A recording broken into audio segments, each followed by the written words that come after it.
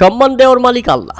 যে মানুষটিকে অপমান করে সরিয়ে দেওয়া হলো বিসিবি থেকে, সেই মানুষটি আজ পুরো এশিয়ান ক্রিকেট কাউন্সিলের ডেভেলপমেন্টের চেয়ারম্যান নির্বাচিত হয়েছেন, অথচ নিজের দেশে তার মূল্য বুঝল না কেউ।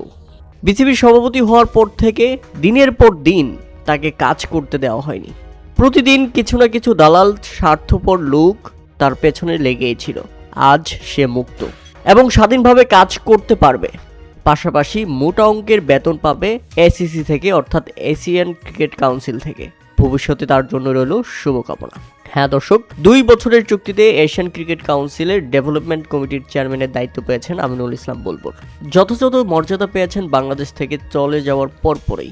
আইসিসির 14 লাখ টাকার বেতনের চাকরি ছেড়ে বাংলাদেশে এসেছিলেন বাংলাদেশ ক্রিকেটের হয়ে কাজ করবেন, কিন্তু বাংলাদেশের দালালরা তাকে কাজ করতে দেয়নি। বাংলাদেশে খেটে নয় বরং চেটে বড় হওয়া যায় সেটা প্রমাণিত হয়েছে। তবে আমিনুল ইসলাম বুলবুল তো আর চাটতে পারেন না, তাই তাকে বিতাড়িত করা হয়েছে দেশ থেকে, বিসিবি থেকে। আর 2 দিন যেতে না যেতেই এশিয়ান ক্রিকেট কাউন্সিল তাকে তার মর্যাদা দিয়েছেন, তাকে তার সম্মান ফিরিয়ে দিয়েছেন। আগে কাজ করতেন আইসিসিতে, তবে এবার আইসিসি নয় বরং এসিসির ডেভেলপমেন্ট কমিটির চেয়ারম্যান নির্বাচিত হয়েছেন আমিনুল ইসলাম বুলবুল। এখন এশিয়ান ক্রিকেটের সকল জটিলতা, সকল ক্রাইসিস, এশিয়া কাপ বলেন, এশিয়ান ক্রিকেটের সকল দেশকে আমিনুল ইসলাম বুলবুলের কাছ থেকেই হাত পেতে সাহায্য নিতে হবে। এমনকি তামিম ইকবালকেও। বিসিবি সভাপতি হয়েছেন ঠিকই, কিন্তু আমিনুল ইসলাম বুলবুলের চেয়ে বড় কিছু হতে পারেনি।